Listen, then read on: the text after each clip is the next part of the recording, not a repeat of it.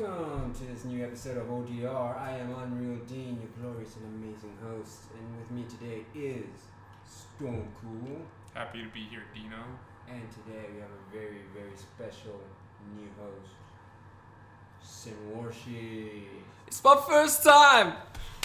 Thank you. Oh yeah. And today we are going to be discussing the MCU's future with all these new announcements with the whole Phase 4. What we're excited about, what we're not so excited about, what we would have liked to have seen, and just general commentary on the whole MCU as, you know, the old guard has ended with Endgame. It was emotional. It was. And now we're on to the inevitable, the future. What we would have liked to have seen.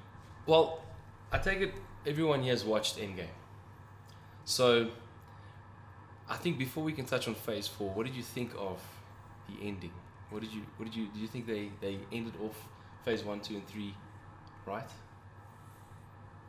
It's a little divisive, I'd say.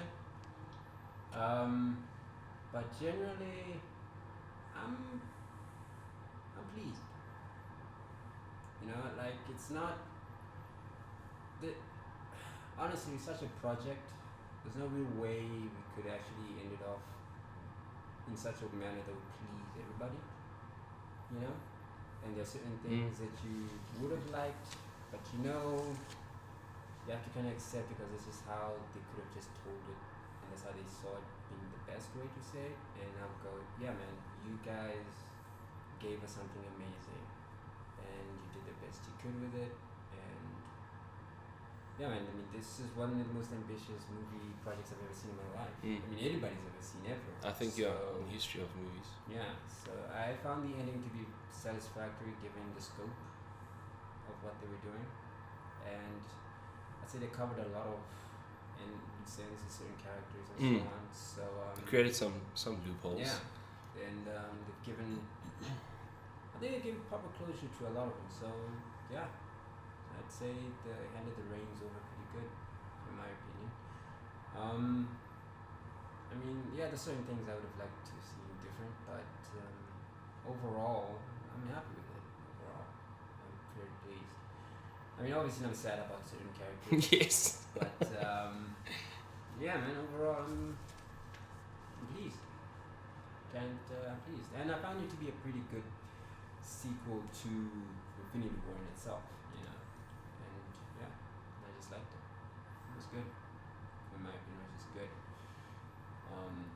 And that's coming from a guy that really has low expectations with his movies. So that's just me. I think for me personally, they knew. I mean, Kevin Feige knew from beginning to end how he was going to do this, how he was going to end off Phase 3 and end off some certain characters.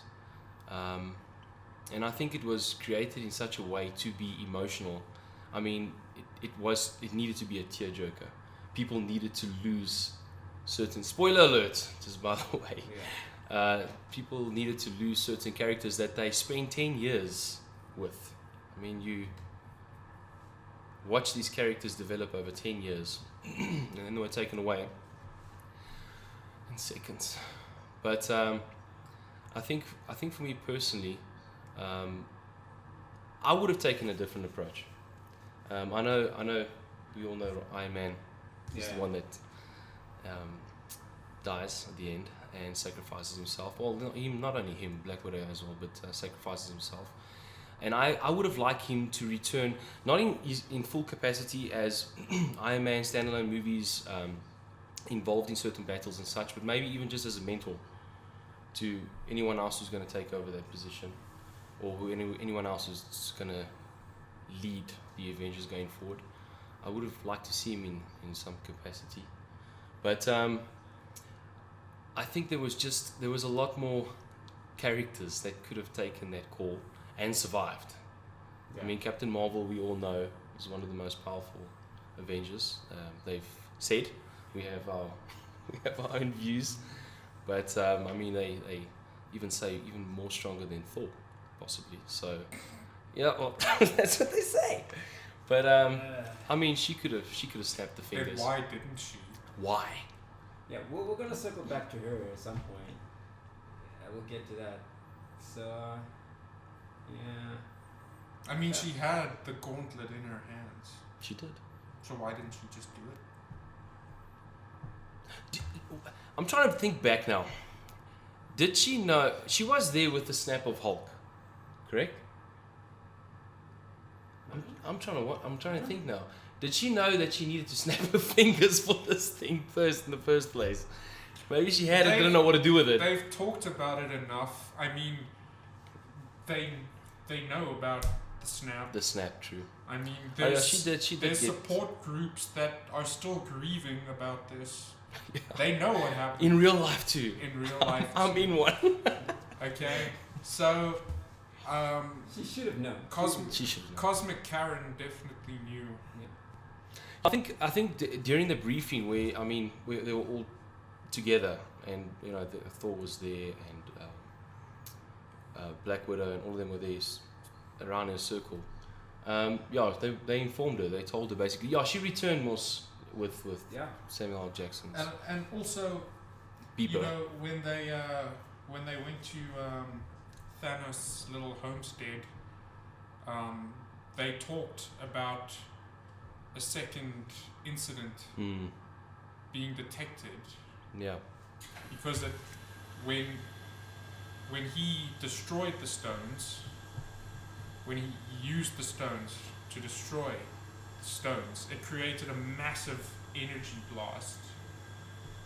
So, I mean, come on, they know. Yeah. It's true. But, you know, when it comes time to be the hero, I guess, maybe Iron Man was the only one. So, okay, I disagree there. If I can just share something quickly. Because of Captain America. Captain America he pulled a douche move. No, he did. Let me tell you why. He wanted to do it.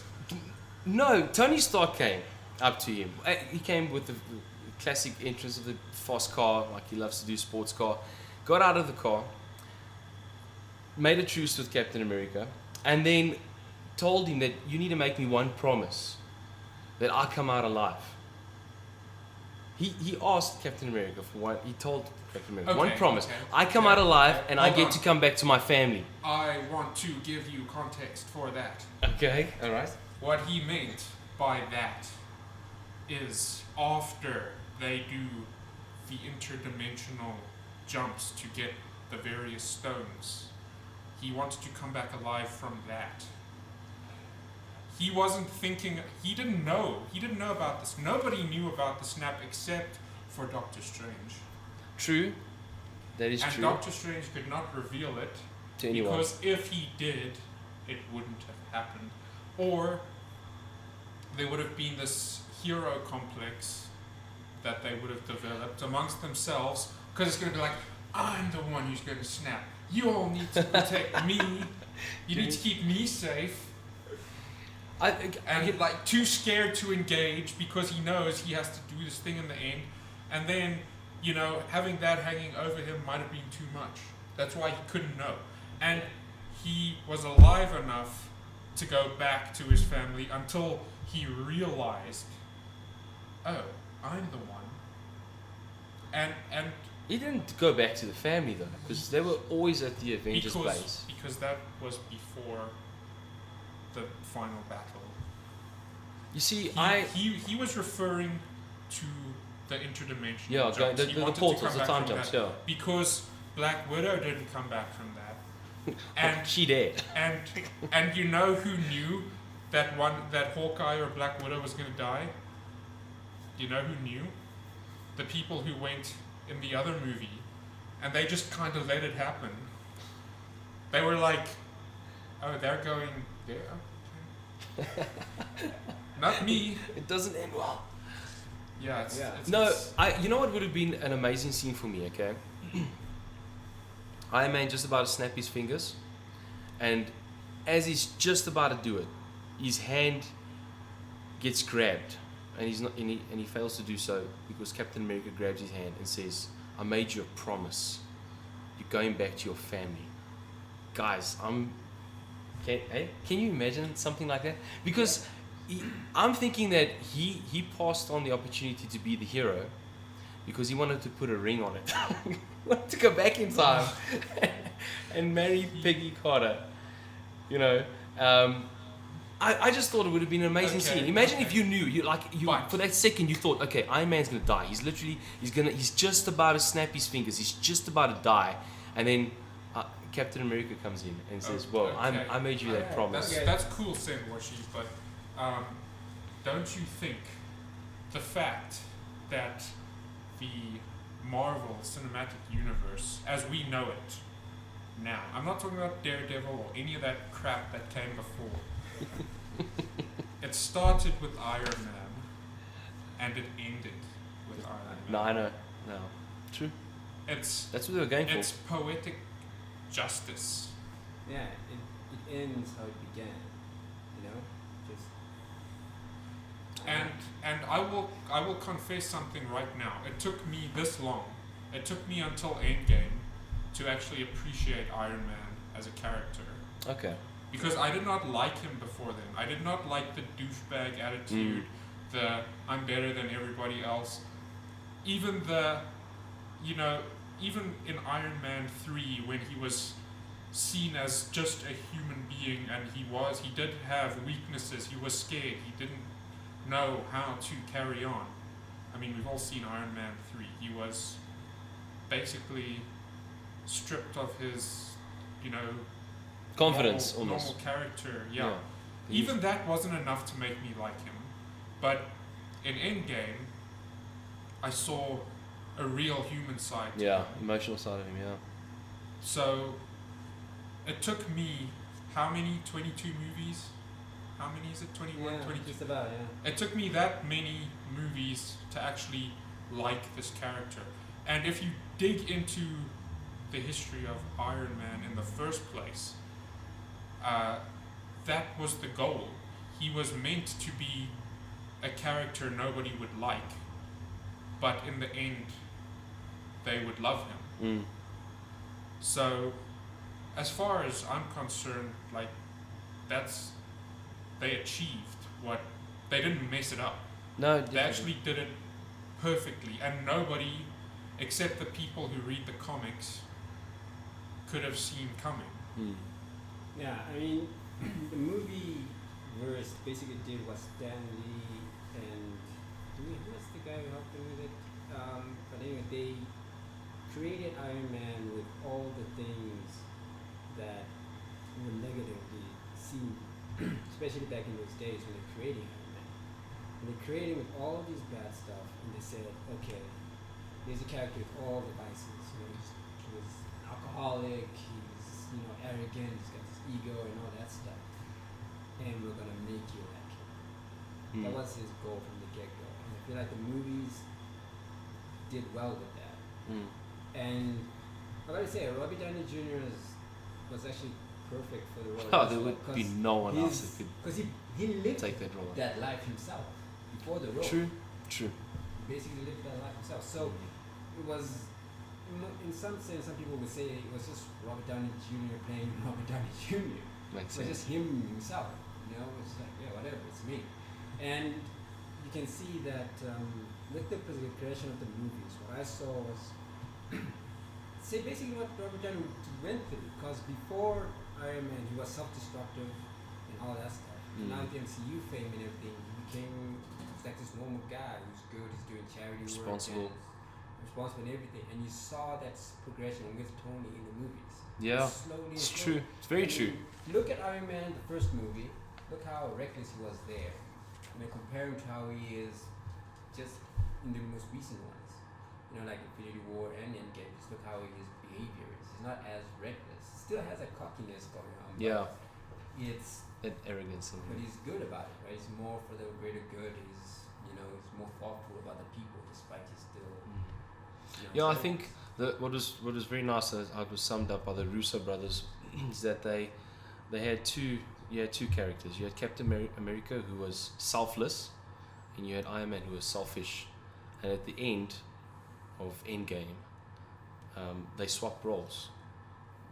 Captain America started thinking a little bit more of himself when he went back in time and married the girl of his dreams, and then Iron Man started thinking about others when he took it upon himself to sacrifice himself for everyone. Yeah. So poetic. Yeah. Very poetic. And then Comic-Con happened. Yeah. And Phase 4. Phase 4. My God, Phase 4. There was a lot of announcements Lots. for Phase 4 and all the future films. I gotta be honest, I still don't know what they're planning to do for this next phase, but I didn't get any hints of what I figured would be basically the next thing they could do. Mostly because what I was disappointed about in the previous stuff was the lack of Adam Warlock, who had a key role in the whole Thanos, Infinity Gauntlet thing. True, which you think they're hints saving. Yeah, they got hints and whatever about it, but we didn't really get him. So in the next film, I figured, okay, what would be the next great threat they could go after, beyond Thanos, right? But you don't want to go too far. So the next logical thing for me personally would have been Galactus. Do you think they want to bring him into the next phase then, as the main villain after Thanos? That would be the best approach for it, personally speaking. And the great thing about Galactus is how closely tied he is to the Fantastic Four. They could bring that in, Yeah. So you can bring them in as like the people who I'd say like they've interacted with Galactus before. Like they come and warn everybody about Galactus. Like the Fantastic Four were out universe hopping, because it's what they've basically been doing in the comics as well. They've been off, in the multiverse and everything, so they can come back to their home universe, and everybody can be like, oh, the Reeds are back, right? And they're there with the warning, like, hey, there's a threat coming. It's about to go down. It's about to go down. Whatever heroes you guys have, gather them up. If you thought Thanos was bad, this is even worse, right? So, look, that was basically what I was thinking. Have you both watched Spider-Man: Far From Home? Not yet. All right, so I'm not gonna give any spoilers away, but there is a scene where it's in the trailer as well. Already people have picked it up in the trailer, where he's swinging around town and he swings past the old Avengers Tower, and if you freeze those frames, and you can actually see that there's restoration, or they're fixing the tower. And we know that Reed Richards also takes on the Avengers Tower and makes it his home base for the Fantastic Four. So there was kind of a hint of, hey, they were starting to come, which is nice. Yeah. So that's what I didn't see much of, like, any hints of like that's what they were heading towards. But it's still early, so we don't really know what's going on just yet. Definitely. And they're not just gonna come out and tell us everything at once. Obviously. Secret. So, but for me personally, that's what I would see as the best alternative option. I think if you look at the comics, and if you're looking at a straight path of how people are supposed to get to a certain destination,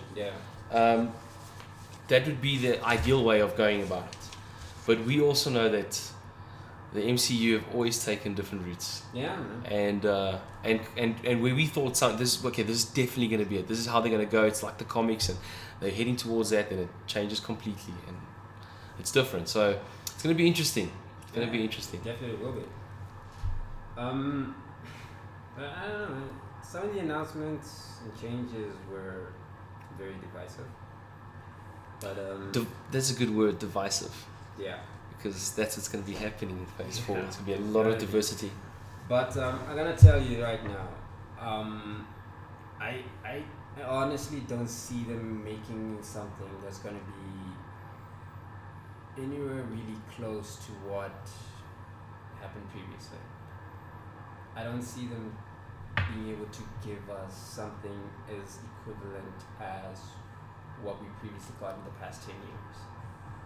It makes sense what you're saying, because obviously the characters that we grew up with, that we knew the most from comic books, they're gone.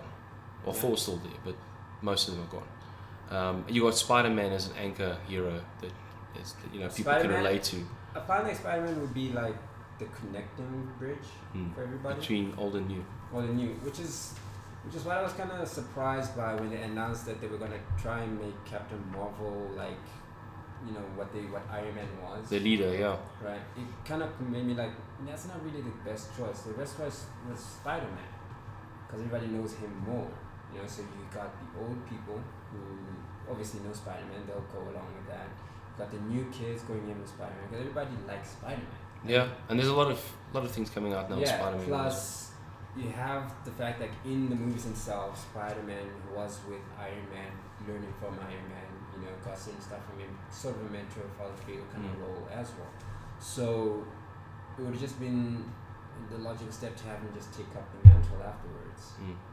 Carry on that legacy, and then you have all the others coming in and just following suit.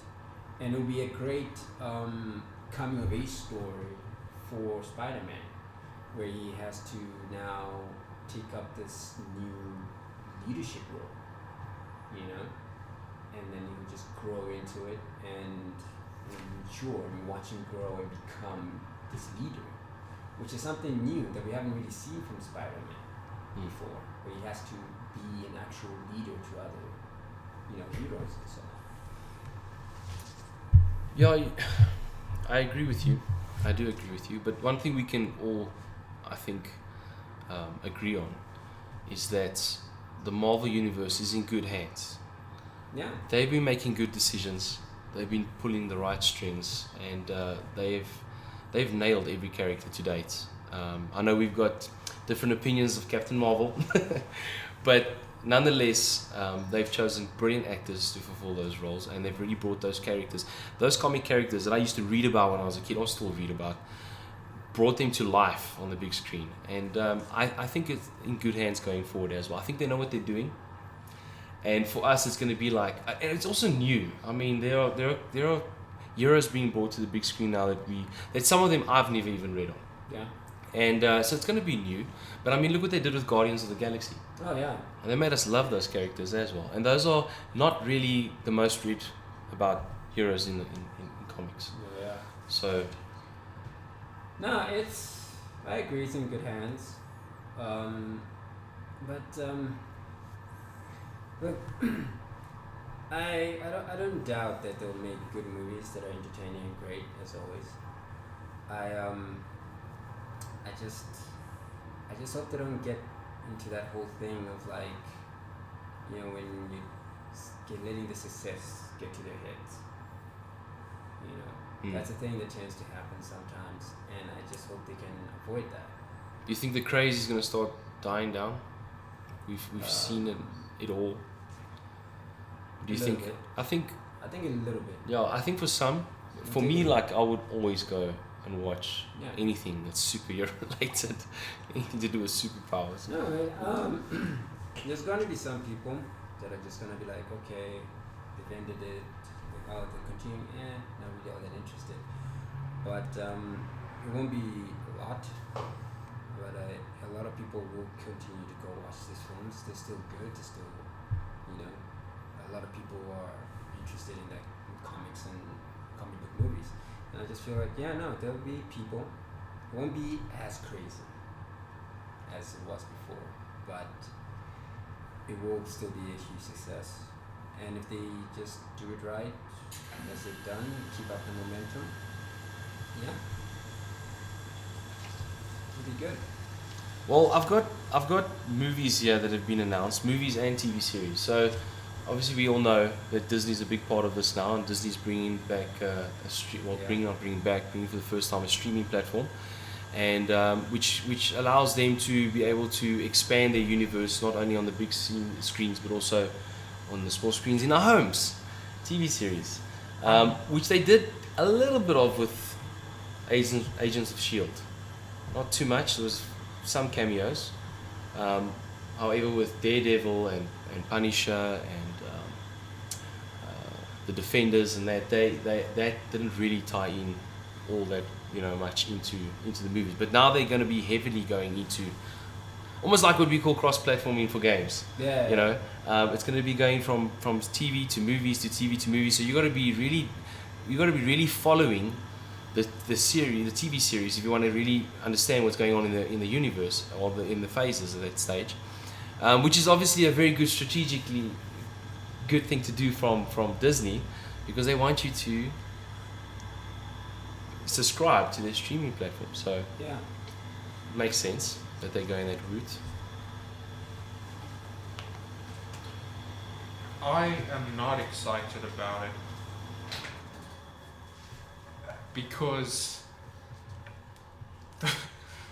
the way TV series go, Yeah. it just doesn't work for me. Yeah.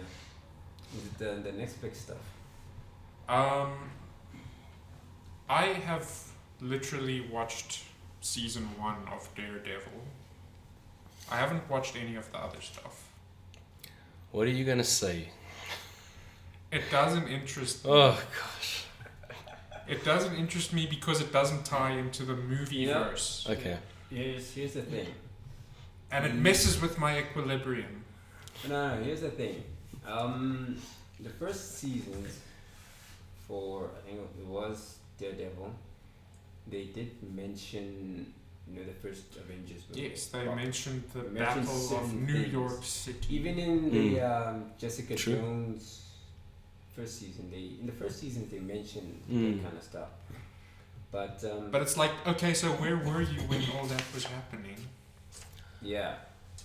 Well, yeah, they wanted to obviously bring in some of that, but they also didn't want to tie in heavily into the movies.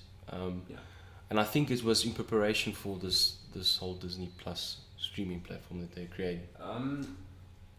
Actually, originally what they planned was that the TV shows, the Daredevils and whatnot, they wanted them to be more street level type characters. So they don't really deal with the big stuff that the Avengers do. So these guys are just simple. Yeah, I'm thinking, so like Captain America is sitting there on his chair, and it's like, well, man, it's my Sunday off. Send Daredevil. Go handle it. It's a little robbery. Just Don't work on the Okay. Sunday. send the Punisher. Okay. Basically that. I mean, just see Tony there. It's like, what? It's a mugging? No. Daredevil's got that. Daredevil's got that. Yeah, call me when there's an alien threat. Yeah. Basically. The sky's opening up. Yeah, so as you can see in the TV shows, as we're dealing with, just street level stuff. True.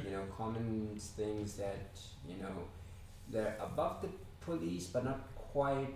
They were just dealing with mobsters and gangsters, basically. And if you put those guys up against just Iron Man by himself, you just clean up the streets.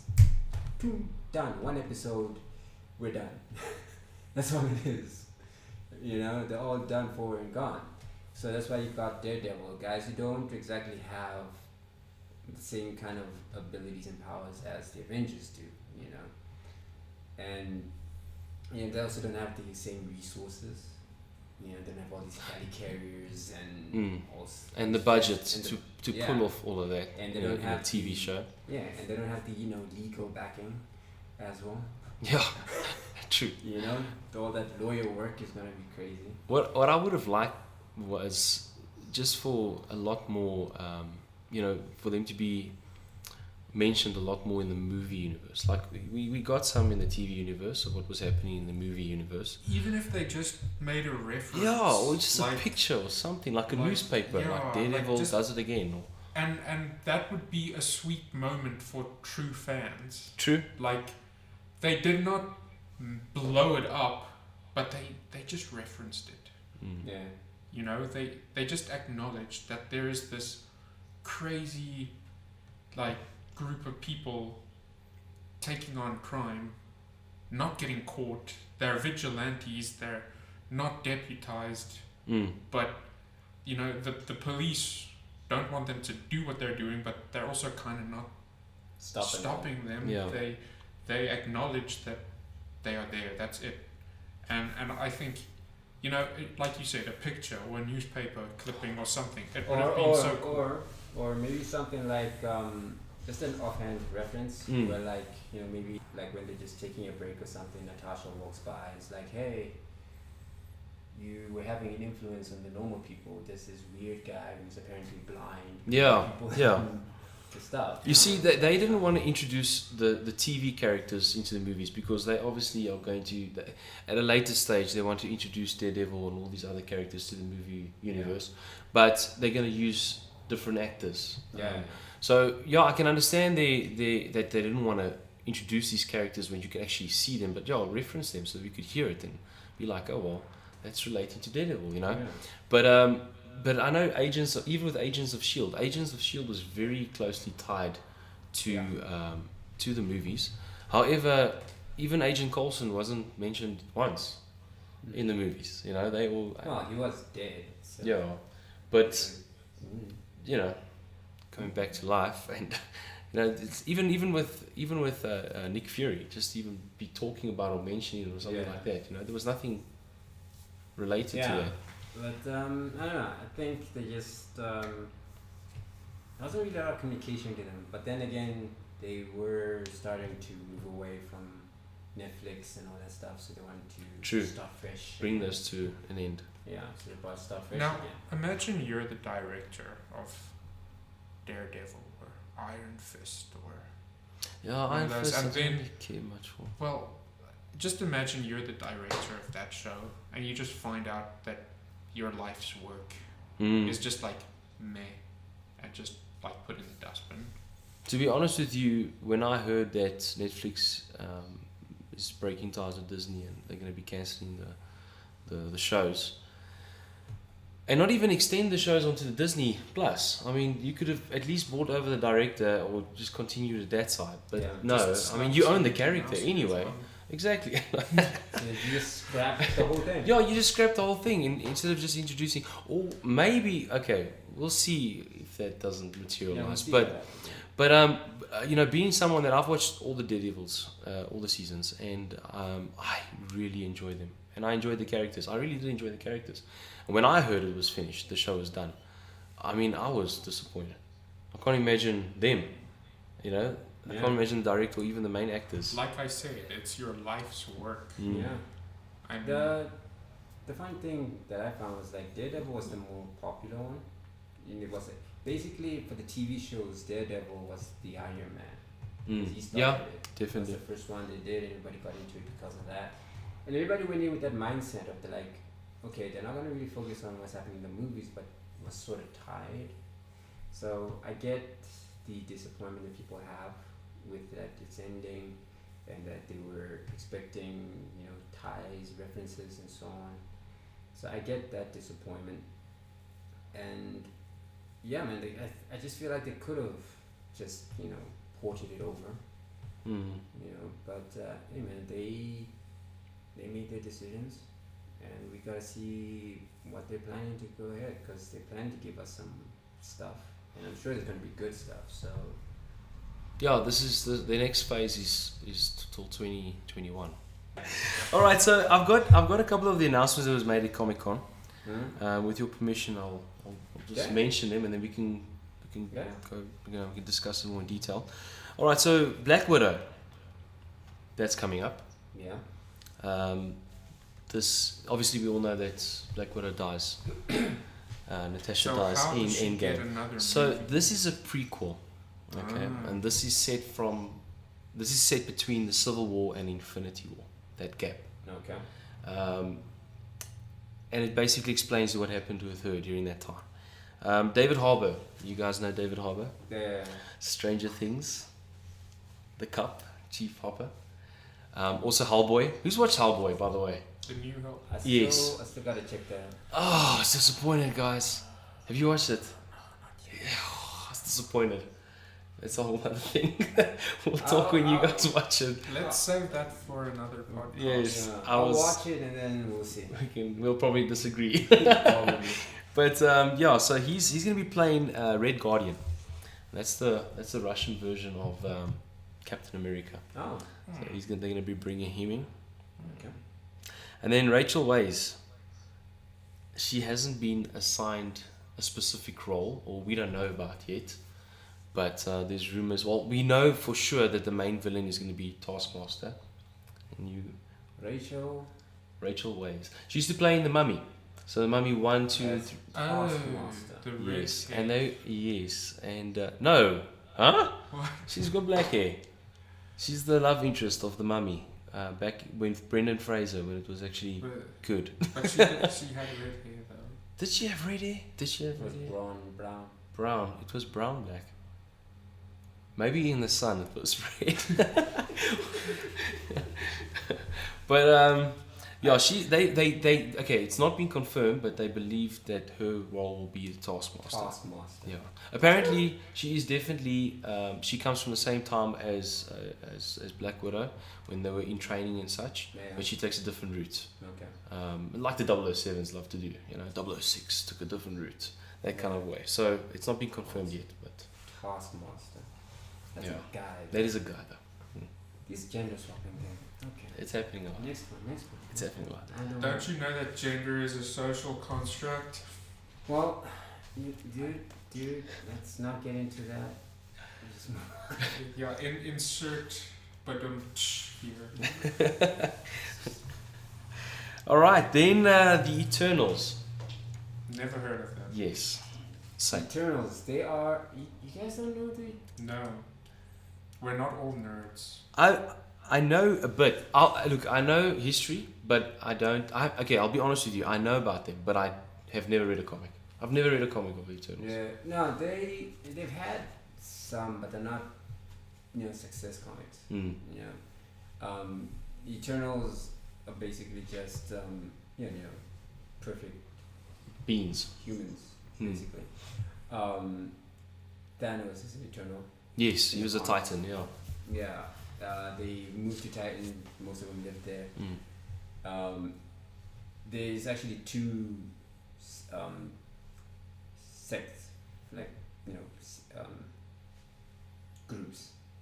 There's the Eternals, the ones who are more human-like, but they have all these awesome powers. and Yeah. whatnot. Superpowers. Yeah. And then there are the others who they call the Deviants. Yeah. They are more monstrous looking and so on. And it's actually just a difference in the genome. Mm. That's why Thanos looks the way he does. My understanding is that the Celestials created them. Am I correct in that? It depends on the origins, man. Because there's some origins where they are wholly separate from Celestials. Others are saying Celestials created them and all that stuff as like the proto-humans, like Yeah. the first phase of humans and so on.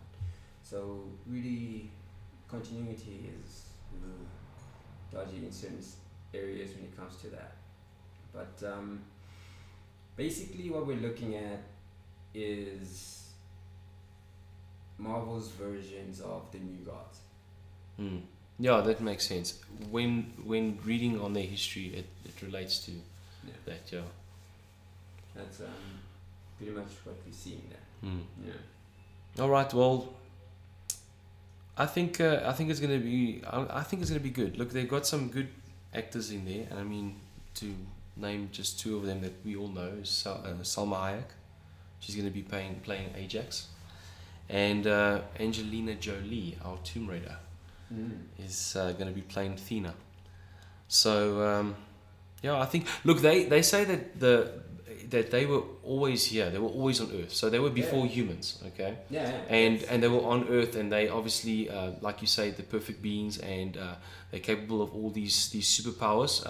A lot of them have, I can say, common powers amongst themselves that they all share, and then there's some unique powers that each of them all have. Yeah. Like just to mention a few, Icarus can shoot laser beams from his eyes. Makari's deaf, eh?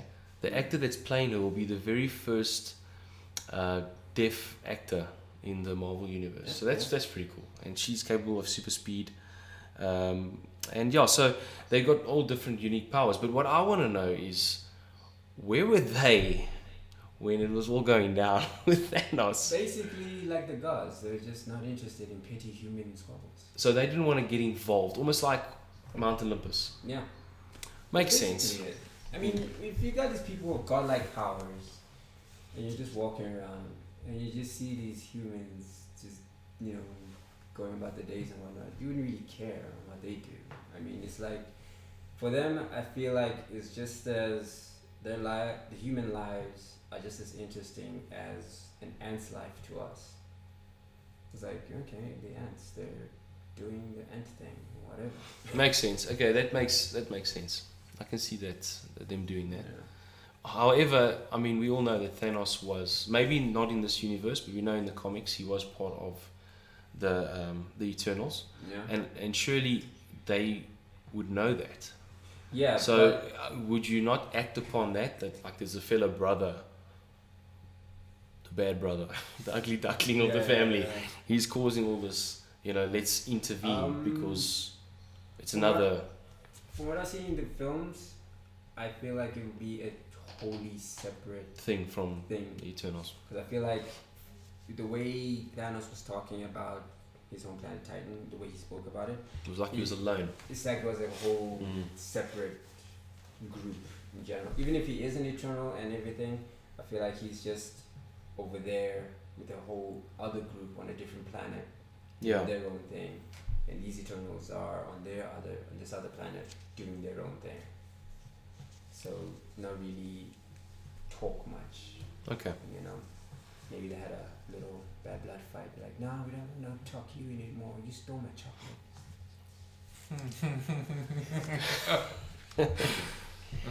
All right. So are you eager to watch it? Are you looking forward to it? Eternals? I'm interested. It's gonna be a lot of CGI. Yeah. From what I hear, I mean, they're gonna introduce the Celestials as well. And they apparently like Titans, what we know as Titans. These Celestials are huge. massive things. Yeah, they are basically galactic size. Yeah. So yeah, it has to be. I'd say so far Black Widow and the Eternals. I'm pretty interested Okay. in those. Your opinions, your thoughts? I mean, More interested in Black Widow. Like Why? they- Is it the tights? because Scarlett Johansson is Yes. pretty and she has red hair. The what's the other thing? Eternals. The Eternals. They're gonna have to prove themselves to me, personally, because I became very skeptic about superhero movies a few years back already. And I'm talking about when they started releasing like 5-6 movies a year. I got very oversaturated. it's oversaturated. It's a bit overwhelming. Do stories merge together? Do they not? Are they standalone? So for me, I love superhero movies. Don't get me wrong, but it got to a point where it was like, okay, another one. Are they gonna outdo themselves? Yeah. You know, I think that's everyone's expectation nowadays. it's like for no particular reason at all, but Black Panther was good, but it didn't wow me. Captain Marvel, it was not bad, but it did not wow me either. Yeah. You know, that's just the point I'm trying to make. Yeah. So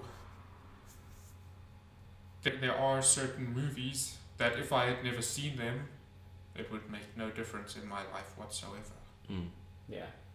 I get you. Next superhero is Shang-Chi. Oh yeah. So not Shan-Su, Shang-Chi. Shang-Chi, and it's actually got a movie title, Shang-Chi and the Legend of the Ten Rings. Okay. So we're gonna finally see the real Mandarin this time around. Yeah. Not Iron Man 3's version of Mandarin, the fake Mandarin. Yeah. The real one. In the first movie, they mentioned the Iron Man movie. Mm. They mentioned the 10 rings there. Yes. That what is it? The Iron Man 3. Iron Man 2, not bad. Didn't wow me. Iron Man 3. They also there was some backlash with the whole Mandarin thing that they did with that. But then there was one of those one-shot type of Yes, films. I remember that. Yes. Yeah, where they said like the real Mandarin is around and he's not happy with what they did. What they did. Yeah. So I think maybe they'll touch on that in the film as a little reference. Well, yeah, And then he'll come out like, you guys try to ruin my name, I'm gonna ruin your lives, kind of thing. And we'll see what happens. I'm interested in how they're gonna actually do it, and I think now with that backlash thing that happened in Iron Man 3, they're gonna do it proper. Because I'll be honest. I think they're going to. I enjoyed that. I'm not gonna lie. It was a different take. Yeah. And I enjoyed it. I'll be honest. Personally, what's his name? Ben Mendelsohn, the guy who played whatever. The part. Yeah. Yes. I say they wasted His talent. because he was perfectly. Everybody who saw him, who know the Mandarin from the comics and everything, was like, yeah, True. he pulled it off. But no, I think they can get somebody who can do it. Then yeah, they should be able to do it now, especially now with that backlash. He did do it very well. He did do it very well. And I say they wasted it. Yeah. I mean, when he was doing the character, he did the character. He had the menacing voice. He Yes. had everything going. So The look. yeah, so that little twist there at the end just ruined everything. And All right. So there's no plots there yet. So especially see what just happens Shang-Chi then. fighting the Chang Ring. yes. Yeah. True. And then, so basically, okay. So these are just the movies. There's obviously TV series that are coming in. They are going to be coming in between the movies. So this is not in order. But Thor: Love and Thunder. Chris Hemsworth, Tessa Thompson. Sounds like an Elton John song. And Natalie or rock and roll song, and Natalie Portman will be starring, and we have the director from Thor Ragnarok coming around again, and he will be playing Korg. So Korg will be there, and we will love him like we've done in all the movies. He's an awesome character, although he's irrelevant, but he's awesome.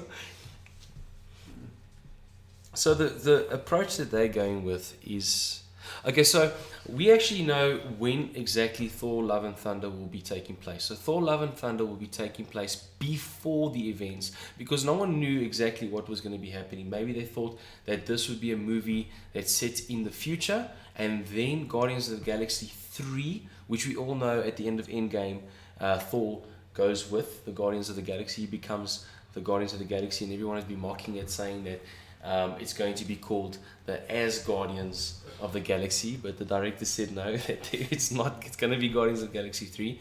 But he goes with them, so everyone was happy at that and thinking he's going to be a new addition to the team.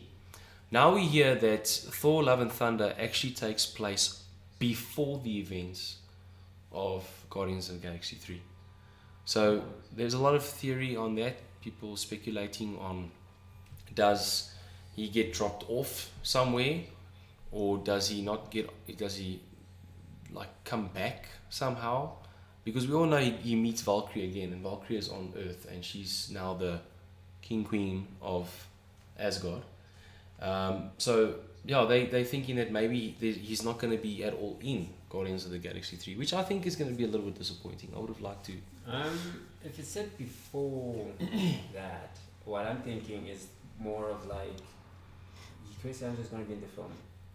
What Thor's going to do is basically hand over the reins to Valkyrie, because Thor is Natalie Portman. Well, it's two steps here. Yeah. Thor is king of Asgard as of the end of Ragnarok. He is the king of Asgard because, son of Odin and all that. So he hands over the reins to Valkyrie because he's like, I'm just going to go off and do my own thing now. You're in charge. Yeah. So he's like, here you go. You're in charge. And he's going off to, with the Guardians of the Galaxy, do the space stuff. And what I think is going to happen with the Natalie Portman thing is that he's going to dub her as the new protector of Midgard while he's off in space. Midgard for him is Earth, so that's what he's. You see, they also say that there's speculation and theories going around that he's not going to be playing a very important role in this. Yeah, so that's people what I'm saying. they're getting the perception that this is a movie about Thor, but we all know that female Thor is also called Thor. She's also called Thor. They just like to say female Thor so we know which one it actually is, but she's also called Thor. So they're thinking that this is just a quick cameo, maybe not that quick, but of him handing over. Yeah, just like I said. Hands off. Yeah. As ruling of His Asgard title. to Valkyrie, protecting. And then he leaves. So but people are also worried about that this is going to be just a girl film, like a whole lot of girl superheroes together, Probably. battling something. Probably But that's Yeah. fine. I mean. for you. For you. As long as they got red hair. And No, nothing to do with that. I don't care if it's a girl superhero movie. Oh, me It's- too. it's All I fine. want is that it be just a good film and enjoyable. It must be a good movie. It mustn't. How are we going? All I'm saying is it must be a good movie. It mustn't just be a movie Oh, hey, look, we're girls. we're girls and like the new Ghostbusters. Yeah. I went there. Yeah. Yo, look, I don't want to. Okay, so we're touching on something now that I want to just speak a little bit more about. Okay, the sexist thing. That's what we're basically trying to get to, and that is why people are worried about it. I also necessarily don't mind it being a movie just of cool superheroes. That for me is not a problem.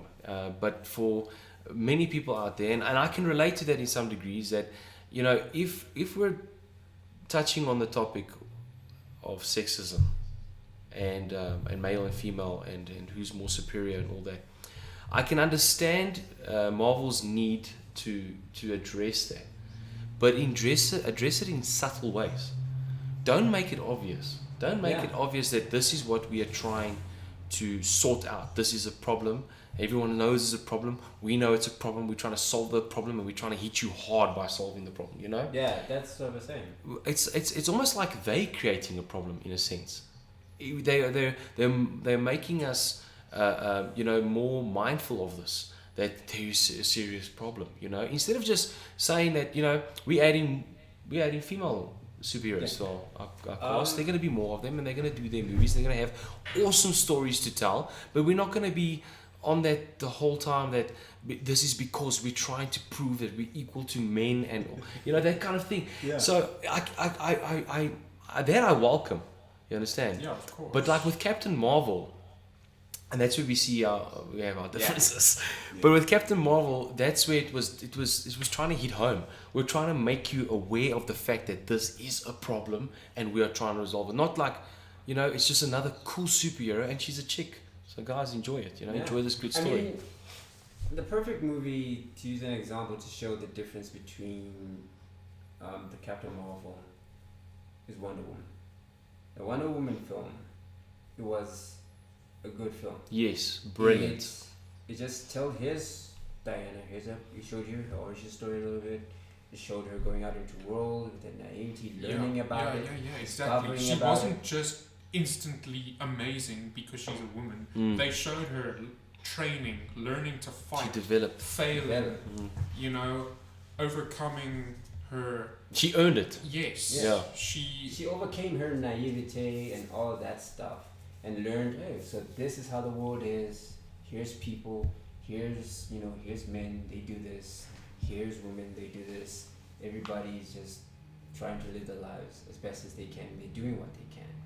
And I found that the Wonder Woman movie was awesome. I liked it. I was like, yeah, this is a great movie. And then with the Captain Marvel comes along, and I'm just like, why are you capable of doing these things? Yeah, man, it's like, it's even with Endgame. There was a scene where I thought it was an excellent scene where all the female superheroes are coming together, and I thought that scene was awesome. I thought that scene was brilliant. But then they have a comment that we don't need your help. we can do this, and then they start. Yeah. So they're like trying to tell us as an audience that, guys, women are also capable, and I'm all for that. I don't mind that. You understand? Yeah. I don't mind like you've mentioned that, you know, a lady that works to that, she earns it. You know, that title, then she deserves it. That kind of thing. But that's just the thing, though. The guys were there too. They Yes. also just look at Captain America, for example.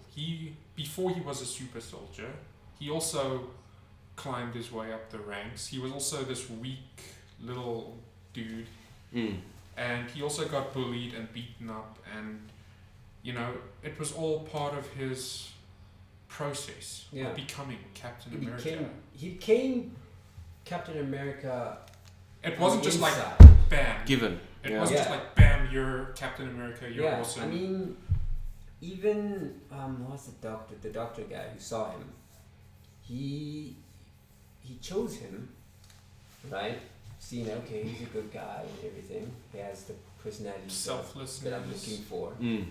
And even then, he still, you know, put him through the training a little bit, the military training, learn how to do stuff and so on. And so all that training and so on showed him like, okay, I made the right choice. With this guy. And he just stressed like, hey man, and what he liked was that Captain Steve Rogers became Captain America on the inside, and all the super serum did was enhance it and show it to everybody on the outside. You know, it's and like even after becoming Captain America, he earned his leadership role. I mean, when he freed, you know, the soldiers who were caught and all that stuff, he earned the respect of his soldiers. You know, he proved himself even as Captain America. He didn't just get, you know, all that glory and everything. He earned it as time went on. You know, it's just that. It just showed. It's like, okay, like basically what Phase 4 is trying to do is, and Kevin Feige has said this, and I can, okay, so when you're doing a press conference and you're explaining to the audience and, you know, you're explaining where you're going to with the Marvel Universe, I can understand when you say that we're becoming more diverse. I can relate to that. Like, for instance, now Shang-Chi will be the first Chinese superhero introduced to the Marvel Universe, which they're trying to say that, hey, there are other cultures, there are other nationalities that can also be superheroes. I'm all for that. Good. So, you know, advertise it. Tell everyone that this is what we're doing. Also with Female Thor, we're trying to empower women and try for them to acknowledge that they too can be just as superior or just as equal as men, and advertise it, you know. But when you have a movie like, say, for instance, Captain Marvel, where we had our differences yet again, I keep on mentioning it because I got hammered by it, but I enjoyed the story. But there were some of the script that you knew that this was made to. It was forced. You know that it was forced. If you look at it, innocent, it's like, in a way, also being sexist. Because, I mean, you're trying to tell men that women are just as powerful. Aren't you doing it? Yeah, and you're doing it in a forceful manner. Is it not? Are you not doing the same thing? Are you not using sexism to fight sexism? You know, it's like, it's a sexism battle. But like, for instance, now with Jude Law's character, it's Young Rock. She says at the end, they're just about to have another fight, and then he's saying to her, come, show me what you've got. Danvers, you know, block it all out and everything. And she's like, shoots him with the beam. And she's like, I got nothing to prove to you. Classic men and female and male. Like, I've got nothing to prove to you as a male, what I'm capable of, you know? So it was those kind of things that I thought to myself, like, you're ruining it. You know, just do it subtly.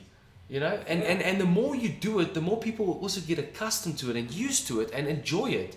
But now you're hammering it and forcing it, people, it's like I'm more likely to take medicine if I make the decision to take it myself. But if someone takes a spoon and shoves it down my throat, I'm not going to enjoy it as much. But you understand? So they had an opportunity to make Captain Marvel a really, really badass, cool character. Yes. And they failed. Yeah. And I feel for her, for Brie Larson, it's kind of like she knows that. Yes, but it's also for her. It's also like this is going to overshadow her career. Yes, for it years really to has. come. It really has with the press conference that she Yes. had, and she muttered some words. And But I just want to touch on that now that you mentioned it. In a separate interview, somebody brought that up. Now, sorry, I don't know the exact interview who asked the question, but they asked her, you know, what you said in recent events, and I don't think she was being arrogant when she said this, but she said, you know what, I say so many things, can you just remind me? Now, possibly that was scripted. I want to give her the benefit of the doubt. do you think that are you saying what she just said now, or that previous interview That previous where she was trying to empower diversity? Yeah, I'm with you on that. I agree.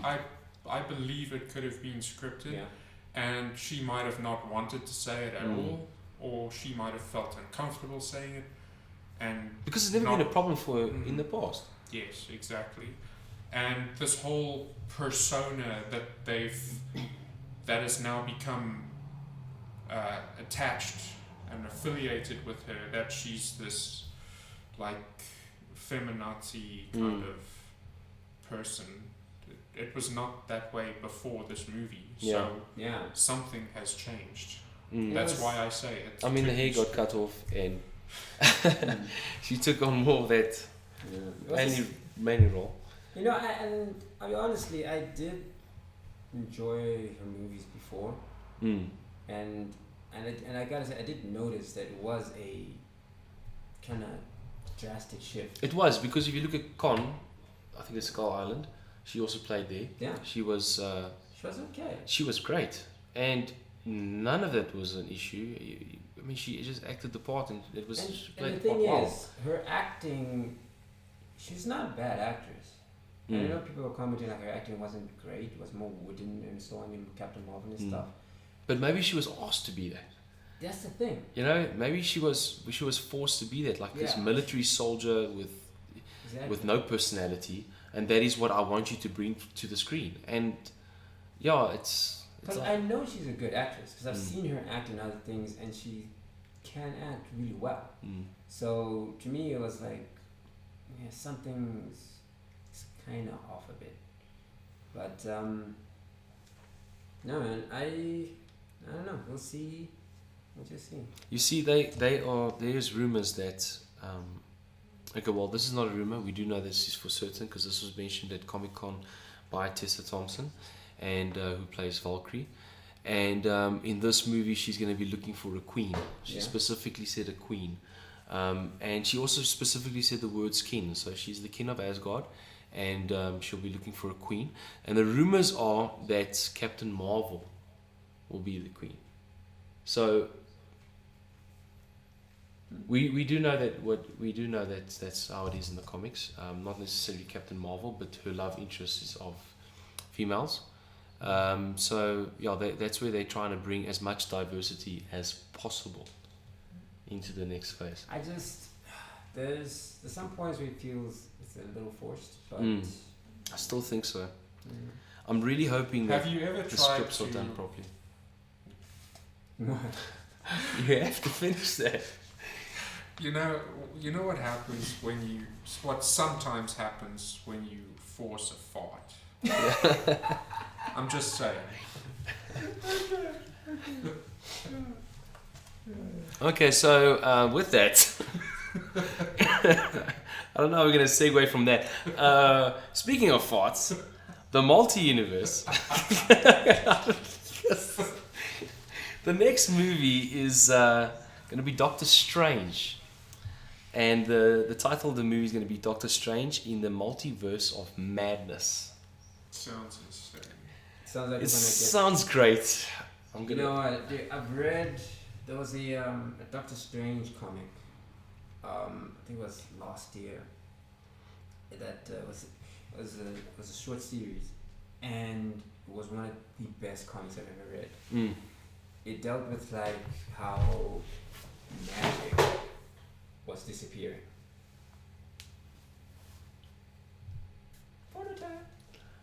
So it's like across the universe, in every universe he went to, magic was just disappearing. Okay. And all versions of what is it? Sorcerer Supremes.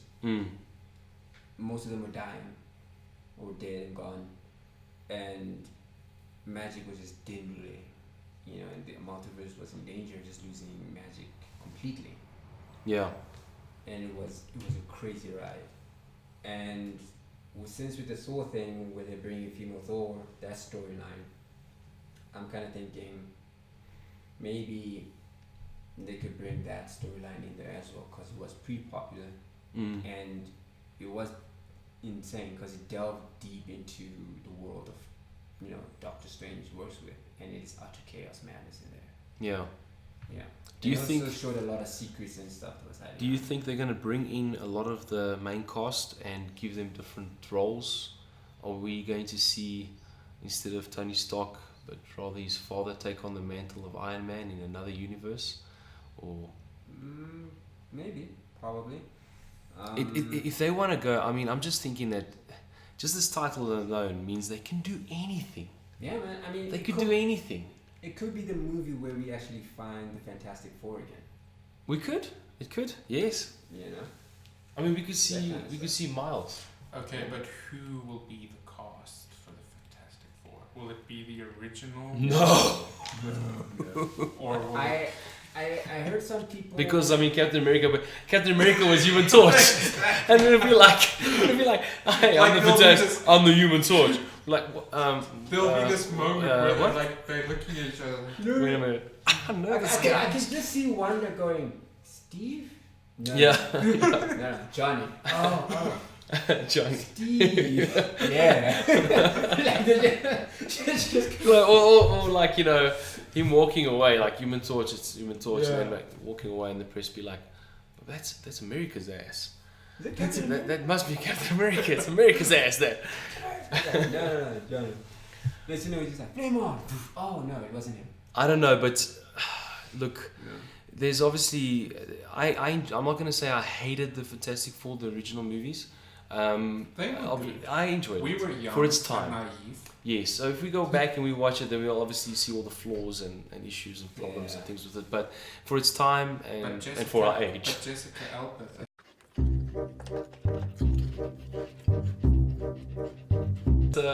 I enjoyed it. I think Silver Surfer himself was done well. I really, he was great. I enjoyed his character. He was voiced how by he's portrayed. Lawrence Fishburne. Yes. So, but anyway, so I think that they've got a very big task ahead of them to choose that would the be insane. Fantastic Four. Like if they introducing Silver Surfer. Yeah, well, they have to. That would be like the definitive hint that hey, Galactus is coming. If they're taking that route, yeah, definitely. And what would be even more interesting is if they actually make it like a Silver Surfer, Dirt Surfer after he cut ties with Galactus, and he's just warning people. Yeah. Yeah. Look, I There's wouldn't mind seeing a Silver Surfer standalone movie.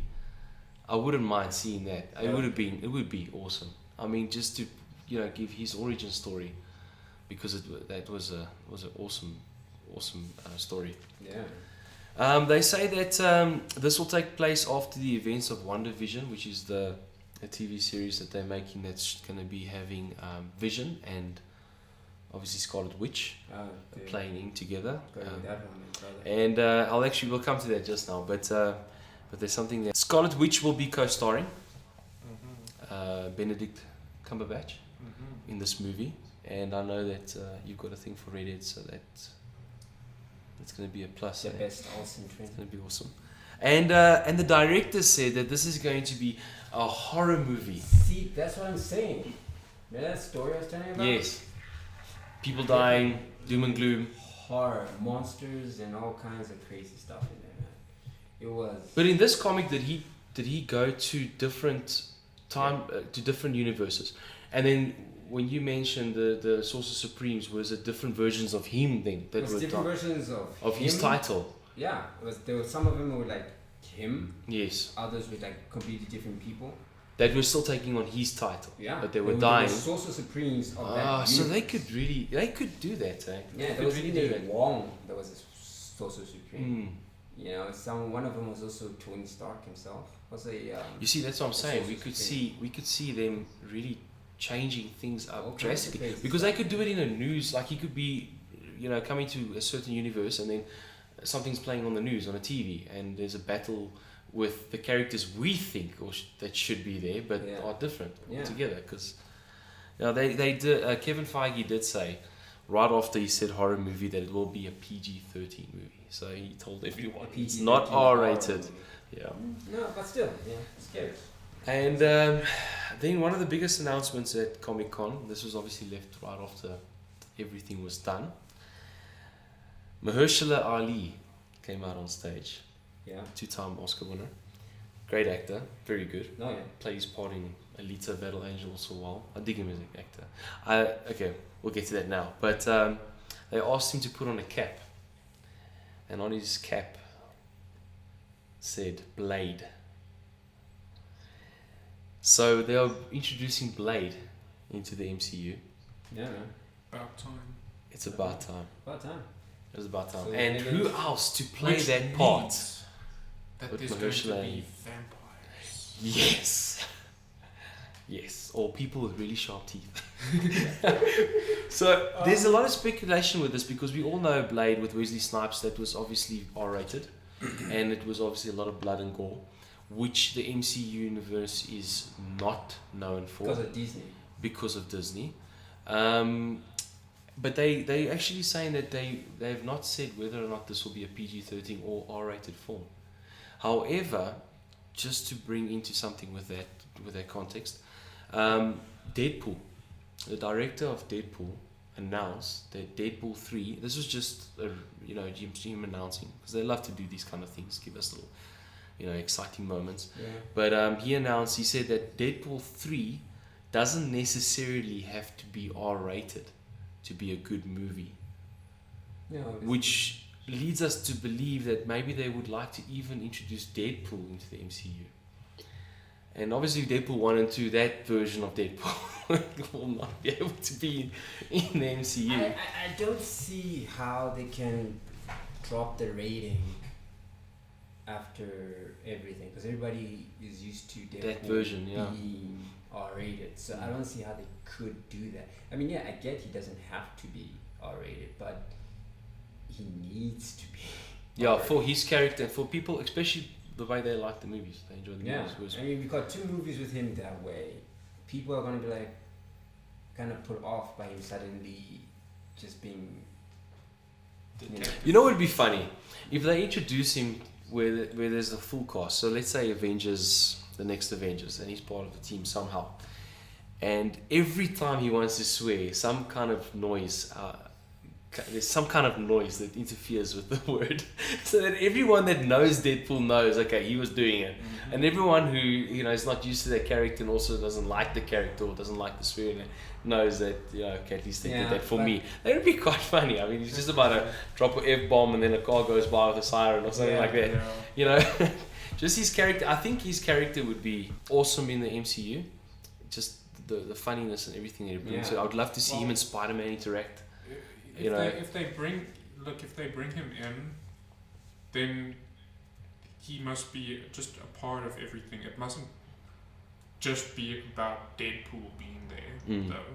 They mustn't just be like, look what we can do. We can take an R-rated character and put him in a PG-13 movie, and it's cool. Look at him. Look at him. Yeah. Look at him. Also subtly done. You know. Yeah. You know, they're forcing. Now, but now with Blade, we obviously know, like you touched on, there's vampires. There's gonna be blood. I mean, there's gonna be blood. I mean, look, man. It's gonna be gory. So, do you think that we will see an R-rated?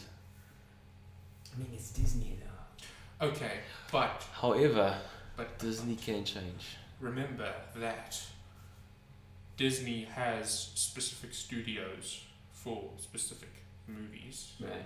So they own a lot of these studios, and when they have a controversial movie, they don't put it under the mouse ears castle logo. They just put it under one of their other logos. Yeah. Like Buena Vista. It could be what they did with Pirates of the Caribbean. Yeah. I mean, Pirates of the Caribbean we also know was a little scarier version. I mean, It if was you're looking scary. Yeah, for, because- like, Yeah, but it kids. was- I mean, okay. it was still in a sense gory if you look at I mean, the it's cinematics people, that yes, you had they're people- fighting and they're killing each other. they were killing each other, and you saw it on TV. And you saw throats getting slit and. But not only that, the characters, the main guys, were missing parts of their body, and they could see Exactly. flesh and blood and all that kind of stuff. So, if they, and that was still Disney. if they work it in that kind of vein, then I can see it working. I don't see it being a PG-13 movie. I just don't see them. I don't see Blade. Okay, no. Otherwise, every time he's gonna slash the sword, there's like a turn away It's of the gonna camera. go off You know, camera, You know, or you cut know- to another scene, and then you see him sitting there cleaning his sword. Yeah. You know, like lame. Yeah. You know, there is a rating between 13 and R, and that's 16. Yeah, I believe the Americans go 13, 16, then 18 and then R. I think. I'm not sure. I know we used to go something like 10, 12, then 18 or something like Yeah. that. And then you got PG-10. And Yeah, it was all kinds of P- ratings. PG-13. There was even a PG-16. Like, how They're do so you- blurred nowadays, like- though. PG-13, like, oh no. Mom and Dad, no, I don't want to see that with you. So, look, I think that they nailed the character. I'm actually looking up now. So there's a So they dropped it. ooh, there's no 16. Yeah. So 17. there's the adults only. That's Wow. yeah, that's the 17. So there's a PG, Looks like they and there's a dropped the 16 PG-13, one. and then there's just an R-rated restricted. They dropped. And, So they um, dropped 16 and 18. Yeah. Wow. And there's an NC-17. It's adults only. I just look. I don't see any way else around it. I mean, look, you got people who remember the original trilogy. Yeah, definitely. Which he's gonna live up to, because Wesley Snipes was amazing. That original trilogy. I mean, look, before Iron Man, there was Blade. Yeah. That was the Marvel movie. Yeah, definitely. Agreed. You know. Did it have the Marvel startup? Like I the believe comic so. book startup? Not the one that we see nowadays. Yeah, But it had a Marvel. Yeah. Yeah, it was Marvel. associated with Marvel and everything. Obviously, it was before Marvel was its own thing. Yeah, and before they were creating a universe, these were Yeah, all that standalone stuff, movies yeah. created for that reason. But The Battle of the Of- Studios. of the age. comic book type movies back then, the only real good one anyone ever spoke of was the Blade series. Yeah, I mean, and Daredevil. joking. Nah, man, Tobey Maguire Spider-Man. Oh wait, yeah, we cannot rule that out. Eh? There 1 was and that 2. there was the Spider-Man. Yeah, also, true, Tobey Maguire true, Spider-Man. true, true. There was that too, but I don't really count the Spider-Man films in there so much because they were kind of separate and a little later than the Blade films. Right, so for me, it feels like it was a different time period in a certain way. Mm. But Blade was the 90s. Yeah, and vampires was big then, and yeah, that's why But, that character appealed so much. no man, Ali, I say that man, he's a Look, great actor. Yeah, I think he can do amazing. it. He'll be able to do it. If anyone can. And if anyone can.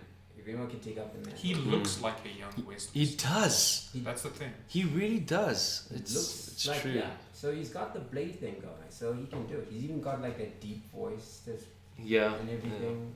So yeah, you'll definitely be able to do it. Look, I was blown away by this announcement. Everybody I would was. never think that. Blade was the furthest thing from my mind. Yes, And- definitely.